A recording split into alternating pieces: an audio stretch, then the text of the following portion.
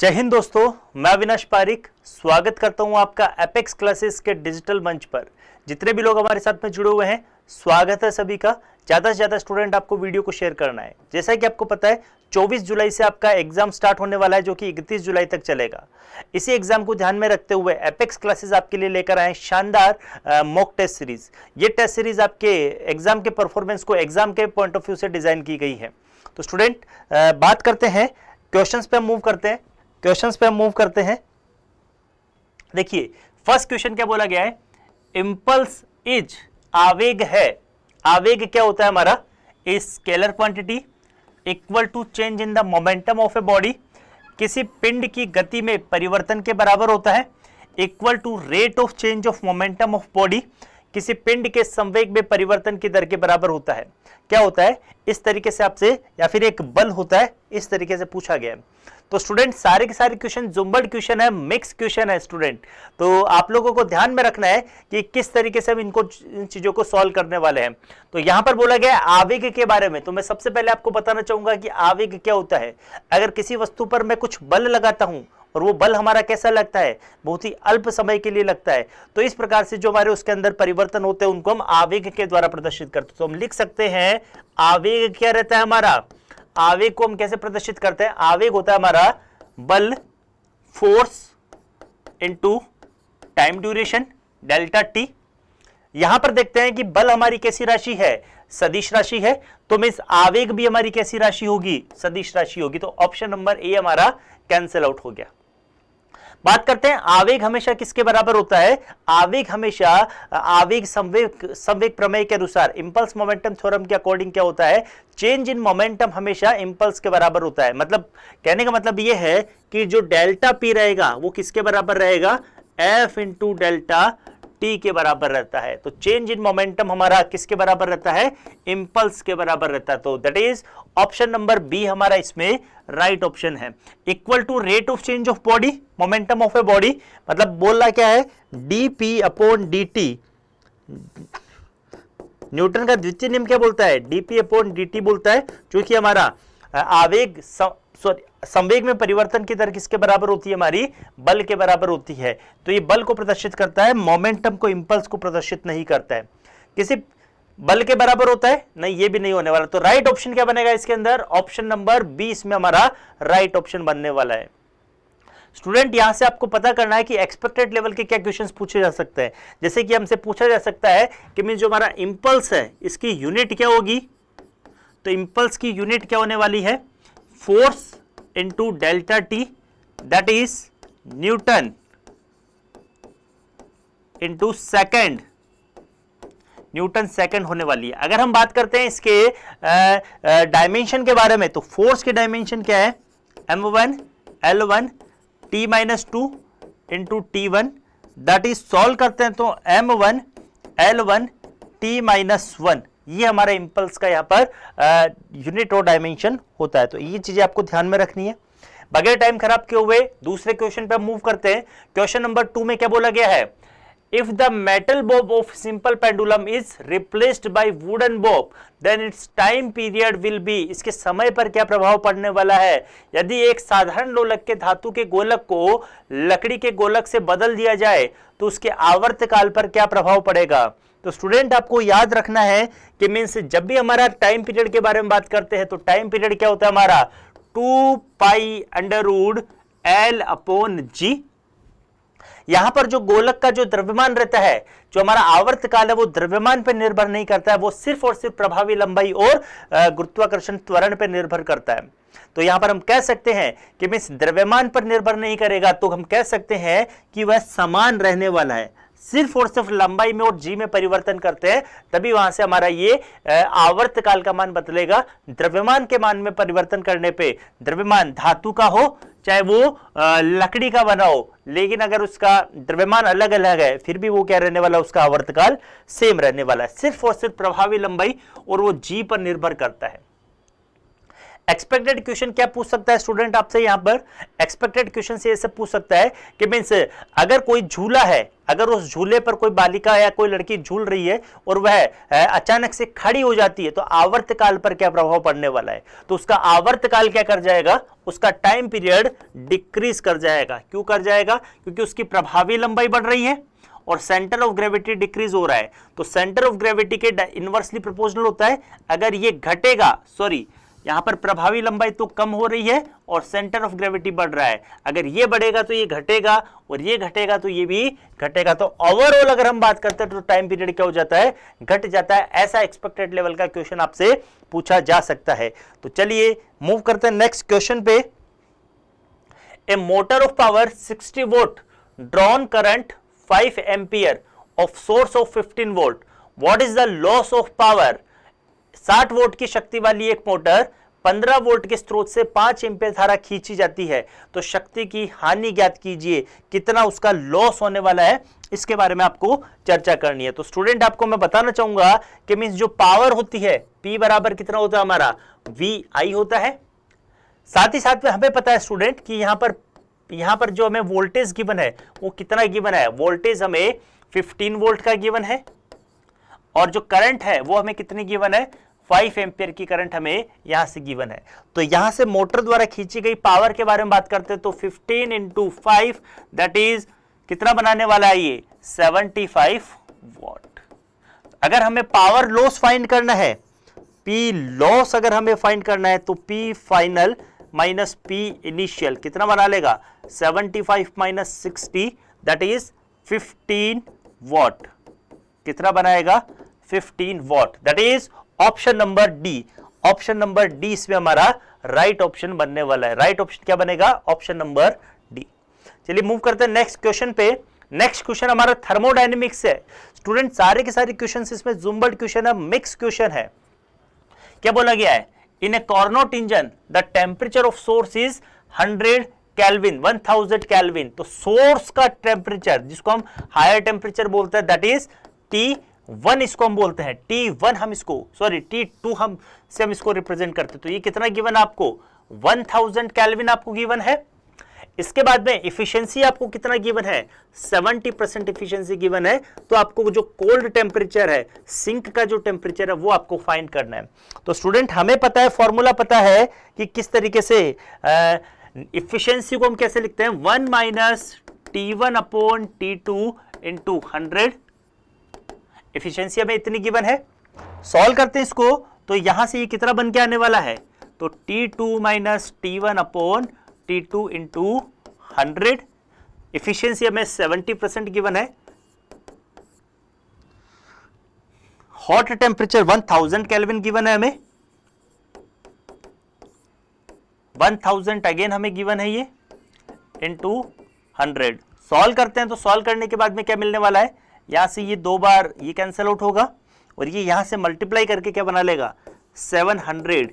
तो 1000 minus T1, तो finally यहां से T1 कितना बनाएगा, T1 हमारा कितना बनाने वाला है, T1 हमारा बनाने वाला है 1000 माइनस 700 दैट इज 300 केल्विन। कितना हो जाएगा, 300 केल्विन। तो राइट ऑप्शन क्या बनने वाला है, यहां से राइट ऑप्शन बनने वाला है आपका option number B. Option number B इसमें हमारा राइट ऑप्शन बनेगा। ठीक है, आई होप आप लोगों को ये चीजें समझ में आ रही होगी। चलिए स्टूडेंट मूव करते हैं नेक्स्ट क्वेश्चन पे। नेक्स्ट क्वेश्चन क्या बोलता है, नेक्स्ट क्वेश्चन क्या है हमारा, क्वेश्चन नंबर 5 क्या बोलता है, the magnitude of acceleration of particle executing SHM at position of maximum displacement is, क्या होता है, अधिकतम विस्थापन की स्थिति में SHM को क्रियान्वित करने वाले कण के त्वरण का परिमाण कितना होगा। तो स्टूडेंट हम बात करते हैं कि जब भी कोई भी आपका ये एक सरल लोलक है वो ऑसिलेटरी मोशन करता है, मतलब वो कौन सी गति कर रहा है, वो दोलन गति करता है। तो यहां पर ये माध्य स्थिति है जिसको हम बोलते हैं मीन पोजीशन, और ये इसकी अंत्य स्थिति है। तो यहां से ये इस प्रकार से गति करेगा, यहां से ये इस प्रकार से चलता है। तो यहां पर हमारा जो वेग रहने वाला है वो 0 रहेगा और यहां पर वेग क्या रहेगा, अधिकतम। वेग हमारा अधिकतम रहने वाला है। स्टूडेंट मैं आपको बताना चाहूंगा कि यहां पर अगर आपका वेग अधिकतम है तो त्वरण क्या रहने वाला है, त्वरण आपका वेग न्यूनतम है तो त्वरण कैसे रहने वाला है, अधिकतम रहने वाला है। तो यहां से हम लिख सकते हैं कि मिस एक्सेलरेशन हमारा क्या रहेगा, यहां पर मैक्सिमम रहेगा। अगर इसके मैग्नीट्यूड के बारे में हम बात करते हैं तो इसका मैग्नीट्यूड, एक्सेलरेशन का मैग्नीट्यूड कितना रहेगा, ओमेगा स्क्वायर y से हम रिप्रेजेंट करते हैं।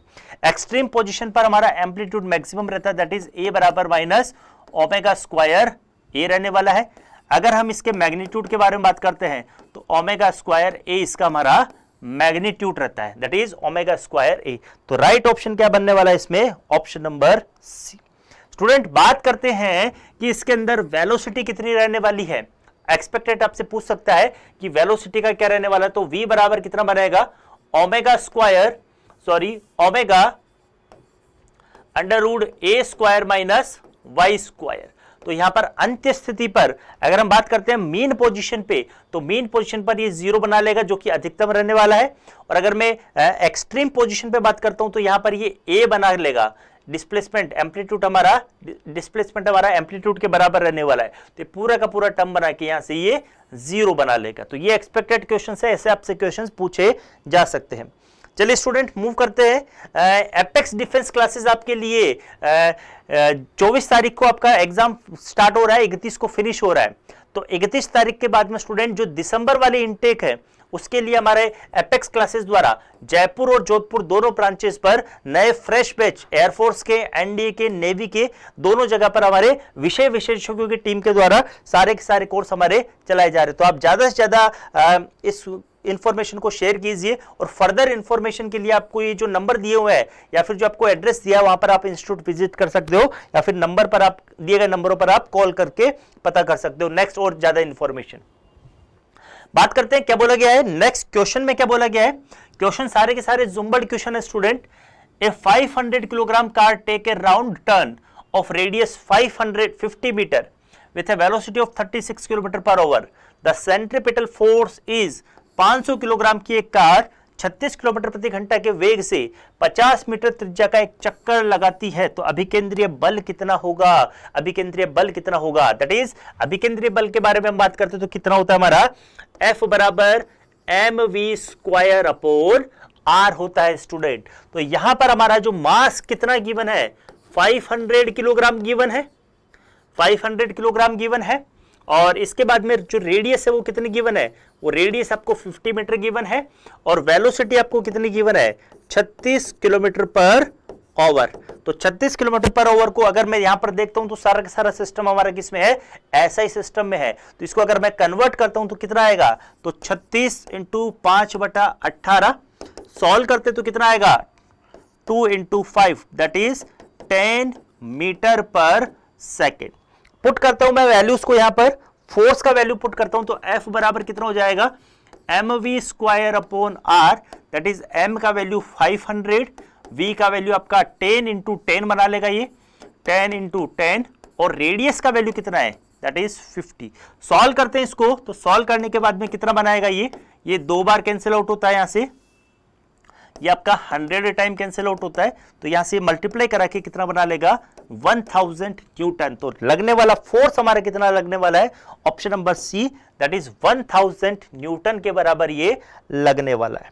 चलिए स्टूडेंट मूव करते हैं नेक्स्ट क्वेश्चन के ऊपर। क्या बोला गया है, if the rotational speed of earth is increased then weight of a body of the equator. यदि पृथ्वी की घूर्णन गति बढ़ा दी जाए तो भूमध्य रेखा के पिंड का भार कितना होगा, भूमध्य रेखा पर पिंड का भार कितना होगा। तो हम बात करते हैं कि जब भी हम बात करते हैं रोटेशनल मोशन के बारे में, जो हमारा g है, जो हमारा गुरुत्वाकर्षण त्वरण है, उसका मान कितना रहने वाला है, g minus R omega square cos square lambda. यहां पर हमें पूछा गया है इक्वेटर पर इसका वेट पूछा गया है, कहां पर पूछा गया है, इक्वेटर पे। तो यहां से हम लिखेंगे लैम्डा बराबर कितना हो जाएगा, इक्वेटर पे 0 बनाता है और कोस 0 का वैल्यू कितना बनाता है, 1 बनाता है। तो ये पूरा का पूरा टर्म हमारा कितना बना लेगा ये, तो g dash g minus R omega square बना लेगा। यहां पर बोला गया है कि mean speed of earth is increase, rotational speed of earth is increase. अगर हम ओमेगा का वैल्यू बढ़ा देते हैं तो ये नेगेटिव में बढ़ रहा है, तो डेफिनेटली जी डैश का वैल्यू क्या हो जाएगा, हमारा कम हो जाएगा, ये हमारा कम होने वाला, दैट इज डिक्रीज। क्या होने वाला है, कम होने वाला है, डिक्रीज हो जाता है। ऑप्शन नंबर बी इसमें हमारा राइट ऑप्शन बनता है, ऑप्शन नंबर बी। चलिए स्टूडेंट मूव करते हैं नेक्स्ट क्वेश्चन के ऊपर। नेक्स्ट क्वेश्चन में क्या बोला गया है, नेक्स्ट क्वेश्चन में बोला गया है a bomb explodes on the moon, how long will it take for the sound to reach the earth. चांद पर बम फटता है तो ध्वनि को पृथ्वी तक पहुंचने में कितना समय लगेगा, ध्वनि को कितना समय लगने वाला है। तो स्टूडेंट मैं आपको बताना चाहूंगा कि में से ध्वनि तरंगों को चलने के लिए किसी माध्यम की आवश्यकता होती है। अगर हम बात करते हैं चांद पर उसका खुद का कोई पर्यावरण, उसका कुछ वायुमंडल नहीं होता है, अतः वायुमंडल नहीं होता है तो ध्वनि तरंगे वहां से चल नहीं पाएगी, एक स्थान से दूसरे स्थान पर नहीं जा पाएगी, अतः वहां पर हमारा किसी भी प्रकार की हमें ध्वनि सुनाई नहीं देगी। तो राइट ऑप्शन क्या बनेगा, option number D, that is none of these. इसमें से कितना भी समय हमारा नहीं लगने वाला है। मूव करते हैं नेक्स्ट क्वेश्चन पे। नेक्स्ट क्वेश्चन हमारा शानदार क्वेश्चन है, डॉपलर इफेक्ट से रिलेटेड ये क्वेश्चन बताया गया है। क्या होता है इसके अंदर, एक बार हम बात करते हैं। देखिए स्टूडेंट हम पढ़ते हैं, रीड करते हैं क्वेश्चंस के बारे में क्या बोला गया है। A sounding source of frequency 500 Hz moves towards a stationary observer with a velocity of 30 meter per second. If the velocity of sound in air is 330 meter per second, find the frequency heard by the observer. आवर्ती 500 hertz का एक ध्वनि स्रोत एक स्थिर पर्यवेक्षक की ओर 300 metre प्रति सेकंड के वेग से चलता है। यदि वायु में ध्वनि का वेग 330 मीटर प्रति सेकंड है तो प्रेक्षक द्वारा सुनी गई आवृत्ति ज्ञात कीजिए। तो स्टूडेंट मैं आपको ये एक्सप्लेन करना चाहूंगा किस तरीके से होता है कि हमारे पास में एक स्रोत है, सोर्स है, और यहां पर हमारे पास में क्या है, एक ऑब्जर्वर है। क्वेश्चन में बोला गया है कि ये साउंड को इमिट कर रहा है कितनी फ्रीक्वेंसी से, तो n बराबर 500 हर्ट्ज फ्रीक्वेंसी से ये इमिट कर रहा है। यहां पर हमारा ऑब्जर्वर इस डायरेक्शन में है, तो यहां पर जो साउंड का वेलोसिटी है वो कितना क्वेश्चन में गिवन है, v। साउंड का वेलोसिटी में कितना गिवन है, 330 मीटर पर सेकंड, जो कि इस डायरेक्शन में मूव कर रहा है। इसके बाद में हम स्टूडेंट बात करते हैं कि मीन्स जो हमारा सोर्स है वो किधर मूव कर रहा है, वो सोर्स हमारा पर्यवेक्षक की ओर 30 मीटर प्रति सेकंड के वेग से ये गमन कर रहा है, और ऑब्जर्वर हमारा क्या है, स्टेशनरी, इसका वेग कैसा है, रुका हुआ है। तो यहां से जो इसकी आभासी आवृत्ति है, मीन्स इसकी जो आभासी आवृत्ति है वो कितनी होने वाली है, इसके बारे में पूछा गया है। तो हमारे पास में स्टूडेंट फॉर्मूला है आभासी आवृत्ति का, n v minus V not upon v minus V S. Put करता हूं मैं वैल्यूज को, इसकी मूल आवृत्ति कितनी गिवन है हमें, 500 गिवन है, और ये 330 हर्ट्ज की फ्रीक्वेंसी से चलता है, तो 330 माइनस 30 आपको गिवन है, तो 500 वैल्यूज को पुट करने के बाद में फाइनली हमारा कितना निकल रहा है, 330 बटा 300। सॉल्व करते हैं तो सॉल्व करने के बाद में ये 11 से बना रहा है, तो यहां से ये 550 हर्ट्ज, इतनी फ्रीक्वेंसी हमारी यहां से ये मिलने वाली है, 550 hertz. That is right option क्या बनने वाला है, option number B. Option number B इसमें हमारा राइट ऑप्शन बनेगा। चलिए स्टूडेंट मूव करते हैं नेक्स्ट क्वेश्चन पे। नेक्स्ट क्वेश्चन हमारा लास्ट एंड फाइनल क्वेश्चन हमारा क्या बोला गया है, the total current supplied to the circuit by the battery wire is, battery के तार द्वारा परिपथ को आपूर्ति की जाने वाली कुल धारा का मान ज्ञात करना है, करंट का वैल्यू फाइंड करना है। तो स्टूडेंट हमें याद रखना है कि क्या क्या, मैं एक बार, अगर आपको ये विजुअल नहीं है तो मैं एक बार बना के बता देता हूं। तो ये हमारा यहां से 2 ओम का रेजिस्टेंस है, यहां से ये 6 ओम का रेजिस्टेंस है, यहां से ये 3 ओम का रेजिस्टेंस है, और यहां से ये 1.5 ओम का रेजिस्टेंस है, और यहां पर एक इस तरीके से बैटरी लगाई है 6 वोल्ट की। तो क्या इक्विवेलेंट रेजिस्टेंस होने वाला है, तो यहां से स्टूडेंट देखने से ही पता पड़ रहा है कि ये 2 ओम और 6 ओम कैसे एक दूसरे के पैरेलल में है। तो इनका जो रिजल्टेंट रहने वाला है दैट इज आर डैश, वो रिजल्टेंट इनका कितना रहने वाला है, 2 × 6 upon 2 + 6, that is 2 × 6 upon 8, solve करते तो ये 4 टाइम आ जाएगा। यहां से इसको हमने सॉल्व किया तो 3/2 दैट इज 1.5 एम्पियर। कितना बनाने वाला है? 1.5 एम्पियर ये करंट बनाता है, सॉरी 1.5 ओम ये बनाता है। इसी तरीके से स्टूडेंट हम देखते हैं कि ये 1.5 ओम और ये 1.5 ये किसमें? दोनों के दोनों, ये दोनों के दोनों हमारे सीरीज के अंदर है। तो यहां से ये बना लेगा 1.5 प्लस 1.5 दैट इज 3 ओम, ये हमारा यहां से बना लेगा। अब ये जो 3 ओम है और ये 3 ओम है, ये दोनों किसमें? हमारे पैरेलल में है, that is 3 into 3 upon 3 plus 3, तो 3 इंटू 3 अपॉन 6, ये 2 टाइम कैंसिल, अगेन 1.5 ओम। तो फाइनली हमारा रिजल्टेंट जो है इसका हमारा कितना बनाने वाला है? 1.5 ओम। तो इसका रेजिस्टेंस बनाने वाला है। और वोल्टेज हमारा कितना है? वोल्टेज हमारा क्वेश्चन में गिवन है 6 वोल्ट हमारा वोल्टेज गिवन है, दैट इज 6। तो यहां से ओम के नियम से V इक्वल टू RI हम लगाएंगे और V बराबर 6 बराबर कितना बनाएगा? R का value 1.5 into I, that is I का वैल्यू कितना आ रहा है? 6 अपॉन 1.5। सॉल्व किया तो 15 चौक 60, दैट इज 5 एम्पियर का करंट, 4 एम्पियर का हमारा यहां से करंट बनने वाला है। तो राइट ऑप्शन क्या बनेगा? ऑप्शन नंबर सी इसके अंदर हमारा राइट ऑप्शन बनने वाला है। तो आई होप आप लोगों को ये चीजें समझ में आ रही होगी। बात करते हैं स्टूडेंट नेक्स्ट अपेक्स क्लासेस के बारे में। अपेक्स क्लासेस आपके लिए लेकर आए हैं वापस, जैसे आपको 24 तारीख का एग्जाम फिनिश हो जाता है उसके बाद में आपके लिए कोर्सेज वगैरह लाए हुए हैं। बात करते हैं स्टूडेंट 24 जुलाई को आपका एग्जाम स्टार्ट हो रहा है और 31 को फिनिश हो रहा है। तो इसके लिए अपेक्स क्लासेस की तरफ से तथा मेरी तरफ से सभी को आपका बहुत बहुत इसकी शुभकामनाएं है, बेस्ट विशेष है। आप पेपर को अच्छा सा देवे, शांत से बिल्कुल वहां पर रह के, क्योंकि मेंटली आपको अगर मेंटली प्रिपेयर होके जाते हो तो डेफिनेटली वो आपका एग्जाम अच्छे से निकलने वाला है। तो मिलते हैं नेक्स्ट वीडियो में, तब तक के लिए थैंक यू।